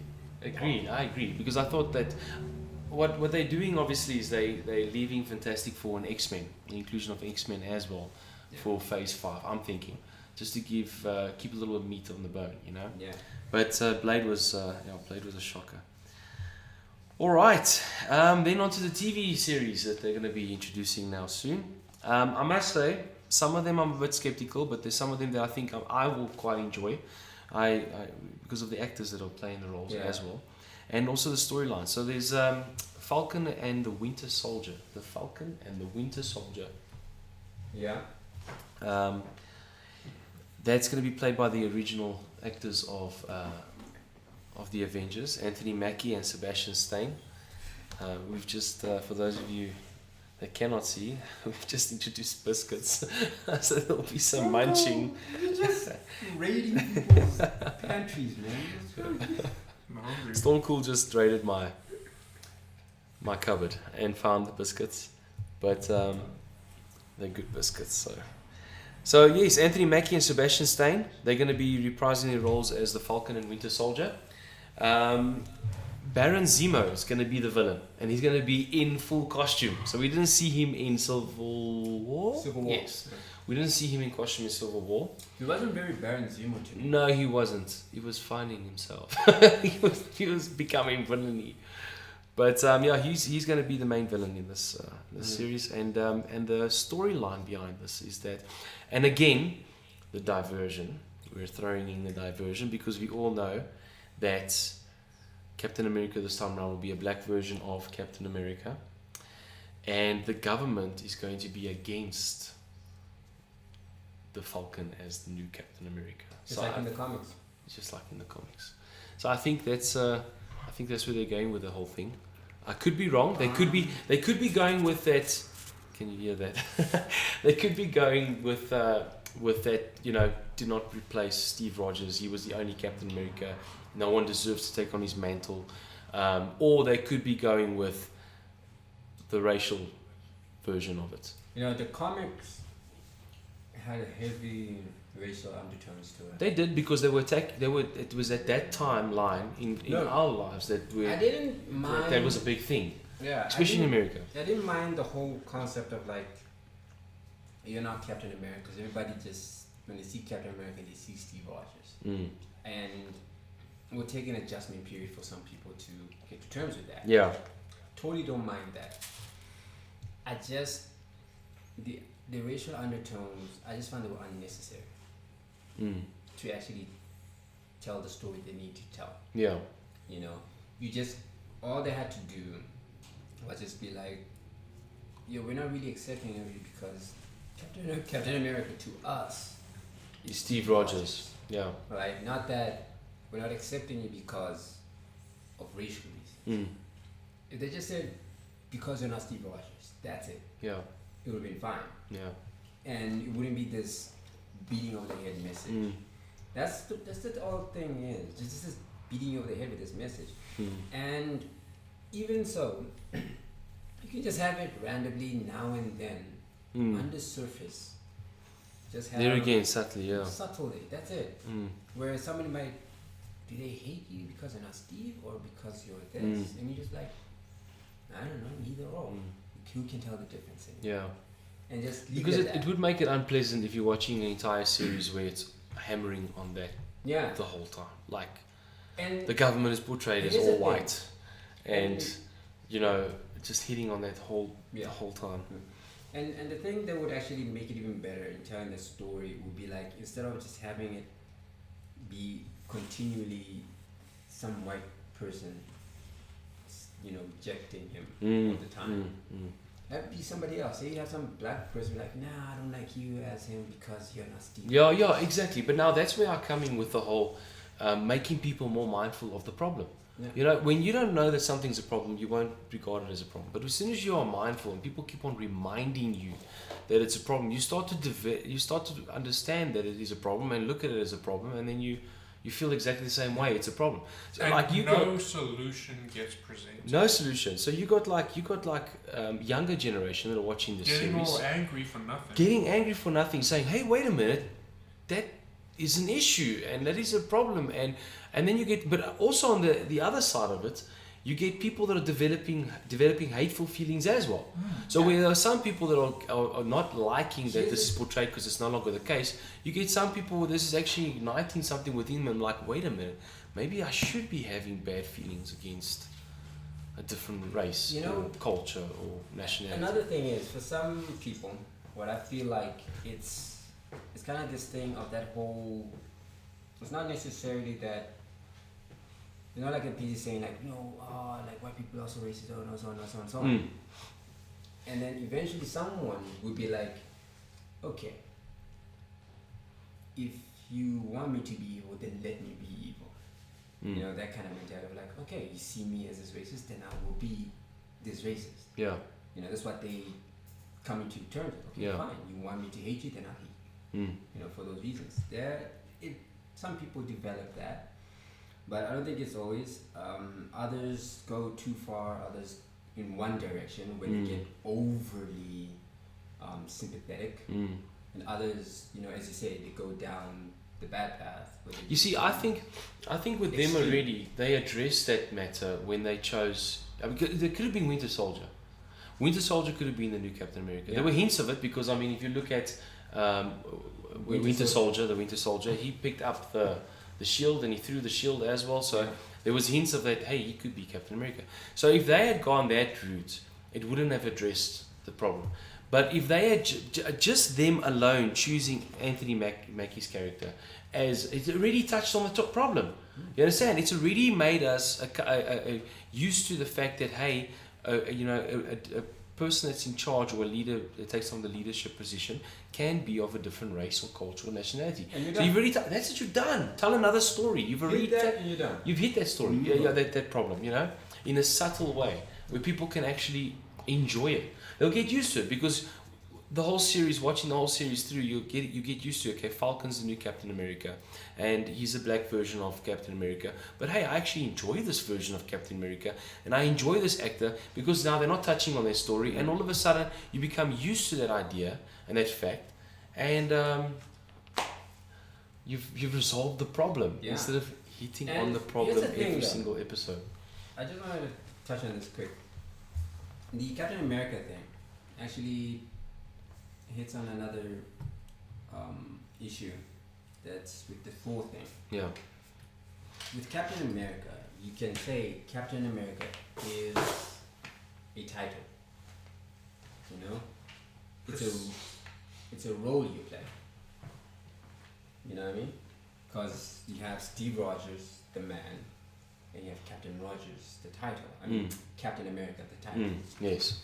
And then that's why it can be passed on to Bucky and to Falcon, just like in the comics, it just can be passed on to anybody. Yeah. The problem that people had when it came to this Thor thing is that Thor is not a title. It's his name. Yeah. That's his name. You can't just take someone's name from them. That's what people have problem with in the comics. In the comics and now with the announcement of female Thor, is that Thor is Thor. It's his name. It's who he is. Everything it is. Even his powers are for him. For Thor. Yeah. The guy named Thor, born son of Odin. It's Thor. It's a person. Yeah. It's not a title. That's where the problem comes in. Now, if they wanted to make Jane Foster a new superhero and all that stuff, they could just, give her own powers and do something else and give her a different name. And here's the thing. Jane Foster wasn't the first one female to take on the mantle. On that whole role. Not like the name, but like the role that Thor was doing. We're picking up Mjolnir and using. Storm from the X-Men, she had the Mjolnir for a while herself. Yeah, and there's things. And she's even got the diversity thing even ramped up because she's yeah, she nailed it. All the points. Yeah, no one had a problem with it. No one had a problem with it because it wasn't made a problem. Yeah, and the thing is, she didn't take his name. She didn't take the name Thor. She just took the role he was playing as protector of Midgard. Yeah, that's really where the issues came in when people announced the whole Jane Foster is now Thor. They're like, no, she can't be Thor. Well, Fun fact. Do you know what Thor's surname is? Because you were mentioning the name of Thor, and I thought to myself, is it Thor? Is it just Thor? Like we name you just Thor? Okay, so Thor's full name is Thor Odinson. Odinson. Son of Odin. Son The of son of Odin. That's his surname. like- So imagine like filling it out on the application, like full name. Yeah. Thor Odinson, son of Odin. You'd run out of space. You'd write small. I mean, run out of it's space. like with Odin is Thor is Odin Borson, son of Bor. Yeah. Crazy. So, All right. So look, I personally think hopefully that they don't dwell too much on that, and then they focus more on Baron Zemo as the villain, I think and they name will. up against them. But I enjoy these characters, and I enjoy their partnership. We saw that develop in Civil War, and It was a bit of a rivalry yes, in the beginning. in the beginning. And then there was some, arrogance, Yeah. and I like that about them, and I think they should bring that in as well. Still, you know. This kind of reminds me a bit of that buddy cop movie thing that Mm, happened back in mm. the 90s and so on. Yes, Yeah, yes. I so- think that will happen. I think that's what's going to happen. Because I feel like if they do that, perfect. Do you think? If it's not a buddy cop kind of movie, it could be like a nice buddy road trip movie where they go across the country or the Yeah, road, just yeah. doing what they need Two to partners doing what they need to do. do. Do you think? Are you happy with Falcon being chosen as the new Captain America? Yeah. Following the comics, I think it was a great decision. make it I good enjoy thing. it. I'm gonna enjoy it. I think You know, Can be you know what's enjoyable. funny? I'm thinking kind of seeing like a Lethal Weapon kind of thing, like the old Lethal Weapon movies. yes, yes. That duality It actually kind of thing. is. It's very similar to that. Yeah. Yeah, That's what I that kinda that could be great with comedy and action. But do you think that they'll go? Obviously, it's budgeted. We know that all of this is going to be budgeted. Well, obviously, we know that also Disney's got a huge budget, so that could be. They could actually bring what you see on in the cinemas on TV. But do you think they're gonna have a lot of special effects involved? I mean, obviously Falcon flies. He flies. Or do you Not think that they much. keep him grounded as He's much not gonna fly as much, I'm sure. now that he's the new Captain America? He's not gonna fly as much. Plus, TV and all that stuff. So I don't really think they're gonna make him fly. He didn't fly that much in the movies either. Mm. You know. Yeah. But I'm pretty sure they'll make it really good. I think it's gonna be good. I think it's gonna Yeah. be good. And I have like proper reasons as to why he's not flying as much. But Yeah, I just hope it's not because we're something indoors. We're fighting indoors. Put your wings on. No, I just hope it's not something stupid like his little wings need maintenance all No, the his time. Or something. It's backpack like, come broke. on, man. I left my backpack. On my other question. Okay, no, cool. The next thing is WandaVision. That we know is going to be setting up Doctor Strange 2 on the Multiverse of Madness. Paul Bettany is going to be in it, which we all know plays Vision and died. So they asked him on Comic-Con. Okay, so they introduced first Elizabeth Olsen, and she came up on stage, and then they said, but we can't have a WandaVision without a vision. So they introduced Paul Bettany. And then they asked him, well, it wasn't Kevin Feige, but it was the lady that was hosting the panel. They asked her, asked him, so what happens? We all know that you died. So where do you get included in all of this? And then he's like, I cannot say anything about that, nor do I know where they want to take this. But what I can say is that Marvel has always been good at telling amazing stories, and they're going to do so with WandaVision. Here's the thing. One thing. The big secret behind it. There's nothing, no plots, nothing. Have you ever heard of those storyline called The House of M? Yes, yeah. Which I thought they touched on with Civil War. I thought, when they were together, they were away, and he took on his human form, and they were living a life together. Yeah. I thought they were touching on that specifically. Yeah. But yes, I could But be now, that. What I remember from House of M is how Wanda managed to create her own children Mm. that literally she couldn't be able to have, but Yeah. they were. Yeah. So what if Wanda somehow tapped in deeper into her power Mm. and just manifested? Well, there's that, but there's also Black Panther's sister, Shuri, okay? Yeah. We do not see... We see that in Infinity War, she was under pressure and she was running out of time to try and save Vision by removing one of the stones. Yeah.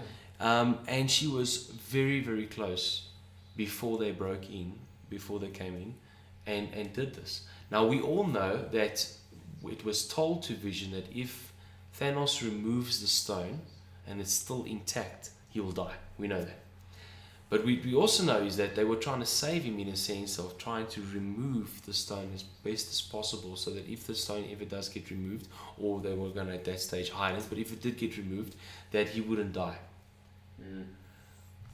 Is there a possibility that he didn't die because the stone was successfully removed?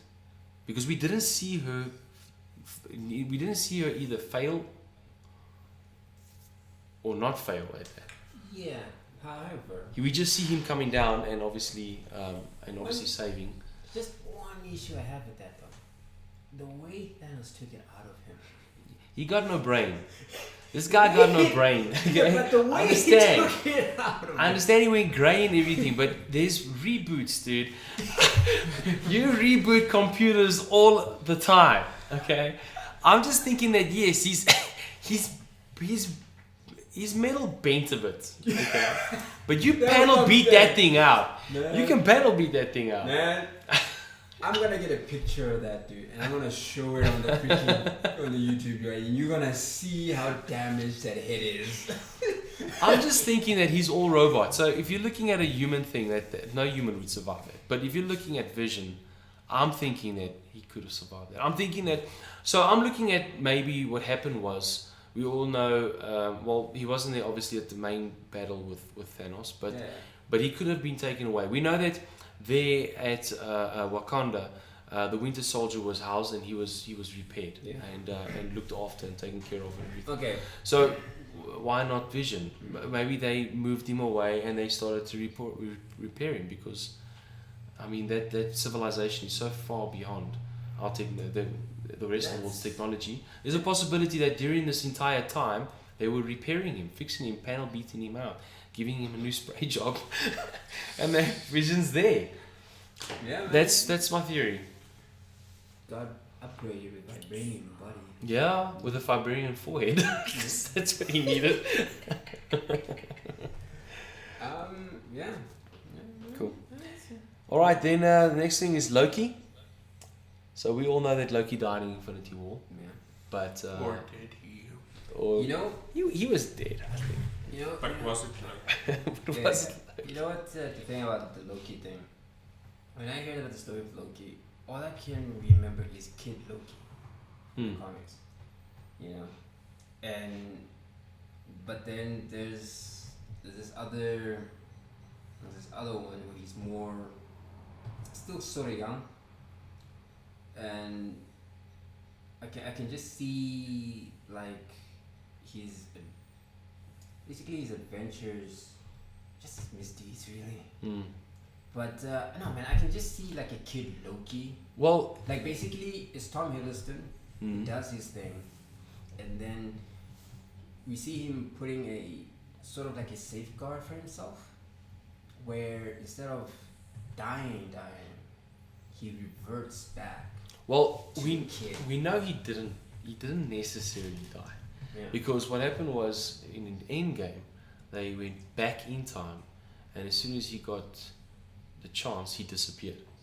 So that means that he was no longer in custody, which puts a lot of loopholes and plot holes in place, because then he wasn't there for Thor Ragnarok and all those things that took place. So, but we know that he disappeared.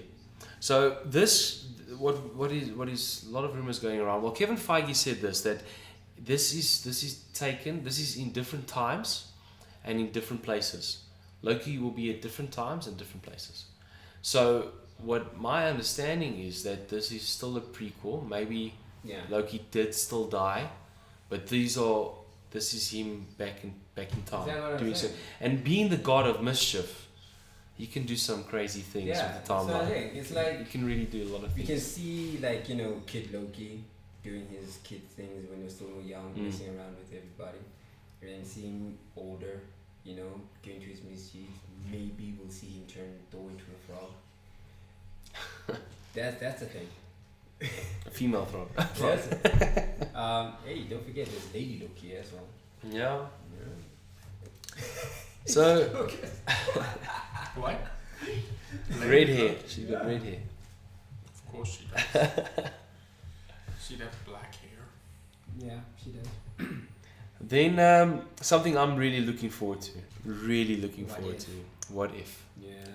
The animated series, because obviously we know that the entire timeline, phase 1, 2, and 3, was written beginning to end, and these guys had already known what they were going to do, how they were going to do. So it was set in stone. They couldn't change things. But obviously, writers, people, directors, and that they have so many stories that they want to tell. I want to see a story where Thanos wins completely. Well, this apparently is going to put everything on its head. The very first episode, for instance, is, and this is an animated series, just to put that out there, so it's not going to be a real life animated series, which I'm still going to enjoy and love. But the very first episode, what if Peggy Carter took the super soldier serum instead of Steve Rogers? So there's going to be a lot of that. There could even be, what if Tony Stark's father became Iron Man? So I'm very interested in this. Also being an animated series, they can bring back Tony Stark and characters that said they would never return to the universe again. I mean, Robbie Downey Jr. said that he wouldn't be again in another movie, but at least they could still bring him back in a sense of, because it's animated. Yeah. So I'm looking forward to that. What if? Yeah, there's just like a lot of stuff, man. What if Black Widow's hair color was black? Would you want to watch that? It doesn't make much difference to me. Okay. I thought the appeal was the red. It is, but I'm not fussy. And then finally is Hawkeye. So there'll be a TV series centered around Hawkeye, and this will be during the time that he became Ronin. So that's So it will fill in that gap where we see him over a dead body. However, I think there will be a bit of a time jump, because it's also going to be introducing Kate Bishop, Yeah, his stuff. Yeah. his daughter. So obviously his daughter wasn't present during that, and that's why he became Ronin. So I think there's going to be a time jump. Probably show him where he was and what he did and how he became as Ronin, and then eventually maybe after the events of the snap, then Kate Bishop gets introduced, and then she starts to become the new Hawkeye. So I'm thinking that maybe they're going to be taking away Jeremy's presence in the MCU. Yeah. And replacing it with his daughter. Yeah, I mean, maybe. it's that whole new characters, new phase thing happening. Yeah, I'm okay with it. It's it was hinted at in the comics as well. You still got the Young Avengers. Yeah. Yes. They had that stuff. Yes. So that was a thing. But now in the MCU, it's I'd say it's good. It's in good hands. They'll do when it's to be done. They'll do it proper. They'll look after it. It's just the only real concern for me is the whole making diversity. I can too understand much a of need. priority. Yes, I can understand a need, and I welcome that need. Look, Just if they just do it right. do it right. The You forcing. do it right by not doing it. That's what we're trying to say. Yeah. Do it right by not doing it. Don't address it. You've already done it right. You understand? They already have their cast, their lineup, and how they're going to be. The stories they're going to be introducing. So that's it. Leave it at that. And Just be like for me personally, it's like write the story, and just have the character do what the character needs to do in the story, and everybody's like, cool. That's cool. Actions speak louder than words. Yeah. Just show the character do stuff. Yeah. you know, and make sure it fits in with the storyline. I think for me, I speak on behalf of everyone here when I say that we love comics, we love superheroes, and you know, we might say, okay, we might not go watch it at the cinema, but we might get the DVD or the Blu-ray, but we'll say like, oh, I don't think I'm gonna watch that, but we'll end up watching it. We'll always watch watch it. Always watch it. And for me personally, I welcome new movies all the time. I enjoy it. I love it. Obviously, if the audience base is not there and there's no more money, then people are going to stop making it. So hopefully they keep telling compelling stories and making it relevant and enjoyable. What you just said there is really going to be the real indicator. I mean, money talks. And if you make something that people don't want, you're going to lose money. So if you make something good, people will come to it, they'll pay for it, they'll go along with it. So if they just keep in that good, they've been good to the people. They've been telling us good stories. Obviously, everybody has their favorites. Definitely. You know, I mean, to this day, Winter Soldier is still my number one. You know, of the films. I don't know. I just liked the story. It was just amazing to me.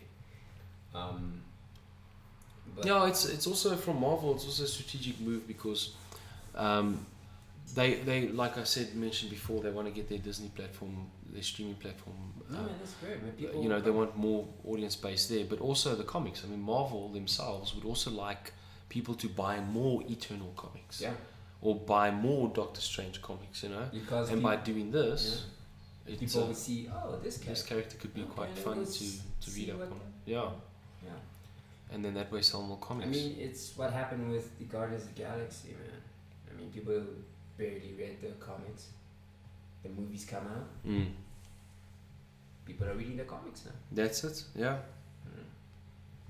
So with that, I'd say we've spoken about the entirety of the MCU universe and what's gonna come as best we could.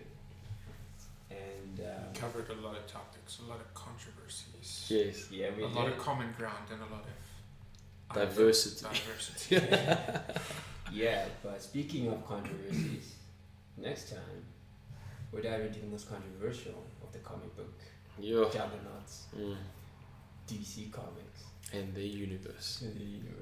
There's been some trouble in the water there, but that's for another time. My closing statement, though, I just want to say, on this day, the 6th of August, 2019, it's 9:29 p.m. And if you go to the all-time gross income movies on Box Office Mojo, you will see that Avengers Endgame is number 1 on the list at 2.7, almost 2.8 billion dollars. But how did they do that? Beating Avatar, I'm just saying. Yeah, okay. So I'm just saying, there will always be a place for comic book movies. Yeah. And the proof is right. There will always be a place for fan base. With the re-release? Yeah, no, definitely we know that. That's the re-release is included. The re-release sours it. That was a strategic move. But did it happen though? It didn't happen here. What, the re-release? I don't believe that it happened here with us, but it did happen in America. It did happen overseas. A lot of people got to see the re-release version with brand new footage, things that we've never ever seen. It's not a dirty move though, because Titanic did the same thing. They brought it back. I'm just saying. I understand. They brought it back for a second time round, and which Avatar? Wow, I thought this would have been like the closing. I didn't mean to make you guys angry. No. I'm just saying. Personally, for me, they were both great movies, good movies. Re-release thing, it just sours it a little bit for me. You know? It just sours it a little bit. Look, it's not bad. But sour like a sour cream, that's tasty. Yeah, you know, it's a little. I wanted something sweet, but I got something a little sour. That's all. It tastes nice, but not what I, prepared myself. Okay. Do you think they would have re-released it if they had if they had gotten that position in the first place. First place. And just Definitely not. I don't think so. I think that actually this was what was intended for the Blu-ray. Yeah. When it came out on Blu-ray, I think that's what it was intended for. This re-release with new footage and everything. I think that was what it was supposed to come as. And look, for me personally, they were great movies, both of them. Yeah. But we do know that there are sequels in the works for Avatar. So let's see what happens there. Yeah. Look, I must say, still, if we look at Avatar as a movie, It's not that good. it was a great movie, dude. It was a great. I loved it, and but if you look at Avatar as a movie, okay, what was a big draw card for Avatar was 3D. Okay, so we all know that the 3D was a big thing, and that's what a lot of people came to watch. But there wasn't a major hype around it other than the trailers. But with Endgame, you had 10 years of this building up. Okay. 10 years of it building up for people. Stop it. For people to want to watch this, you know. I got you. But, Avatar got in first time. So it was a No big. real What I'm trying to say is backstory. it was a big feat Yeah. for Avatar to Yes, get to where they no, got. It's Was cool. unbelievable. I'm not. I was. Didn't mean to trigger anybody. I'm just saying the title was taken. That's all Yeah, I'm yeah, saying. yeah. No, it's fine. It's fine. Not meaning to trigger. Yeah. Okay. So this is it. Almost started a whole nother podcast. I gotta watch what I say. Yeah. DC Comics is coming soon. And That's gonna be great. That's gonna be a great listen. There is. It's gonna be good. And part 2 of Umbrella Academy is in the works. that too. It's in pre-production. I promise. Yeah, and yeah, I have been Unreal Dean. I have been Storm Cool. I have been Sen Warshi. Get ready to hear more from him. Thanks for having me on. Yeah. Thank you for being here.